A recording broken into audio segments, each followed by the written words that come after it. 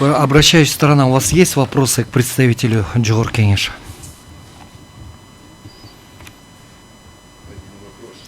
Включите микрофон, ведется стенограмма. Уважаемый представитель Джохор Кенеш, один вопрос. Можно сидя. И микрофону ближе. Один вопрос. Может ли прокурор, осуществляющий надзор за следствием, руководствуясь частью 1 статьи 260, выносить постановление при наличии и не принимать вынесенные судебные акты? Судня-то.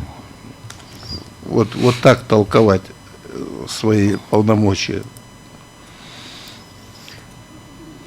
Широко толковать эту статью, Нет эту такого, норму. не имеет права, наверное.